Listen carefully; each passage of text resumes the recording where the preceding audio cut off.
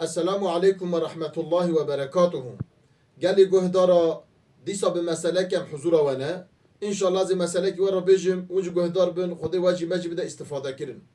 دبيجا روجا كي عيسى عليه السلام دقال حواري خو حواري أوي باوري بهانينا إيمان بهانينا دوراوي بون. قال حواري خو روشتيا ورا صحبتك قوت حواري خو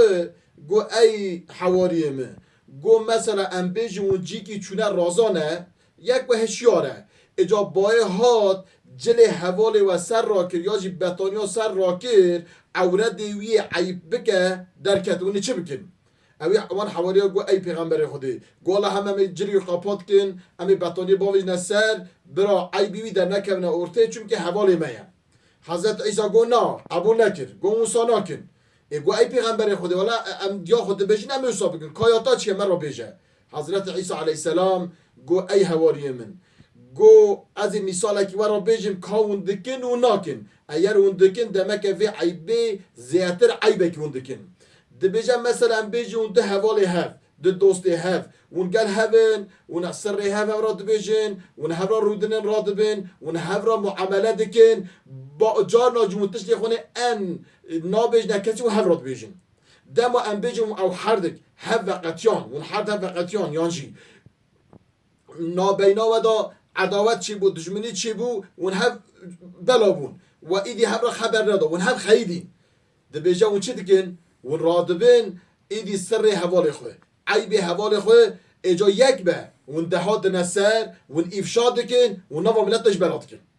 اما نه اخلاقی ویه نه اخلاق انسانایه ده بیجا بلی وصانه اخلاق انسانایه انسان محادکه آد بیجا کی او اخلاقی هانه او عیبهانه عیبا رابونا عورت دیتنا انسان دها مستره دها گنهتره ایرو بالیده عورت انسان یه انسان پیشم بکه بکفشه و راب غیبت بکه دادی قدر که عیبا حوال هر کسی را بیجه او عیب گوتناوی و عورت ذکرناوی دها مستره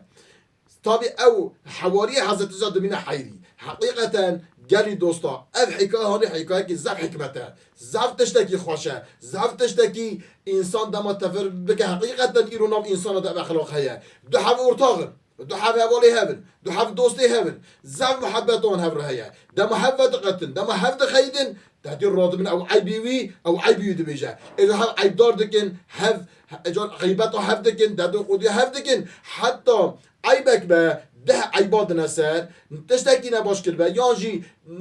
نکر بجی دبیجا رابیه افکریه ده تشتاد ده سر حوال خو نباش دکه پیز دکه حال بی که اوه اخلاق انسانیت نینه اوه اخلاق اسلامیت جنینه پیغمبر علیه السلام جبونا اخلاق باش اخلاق تمیز چه بکه بلا بکه هاتیه چون میگه گوتیه ان اخلاقلی و ازم ان ادبی و ازم ان عابد و ازم گرم اخلاق پیغمبر خدا بخونه اخلاق ام وی اخلاق شنیعه ام اخلاق پیس گرم تر بکن ام عیب حوال خنا خلقی دا افشا نکن به صحبتی از و حمی امانت خودت کم. السلام علیکم و رحمت الله و برکاته.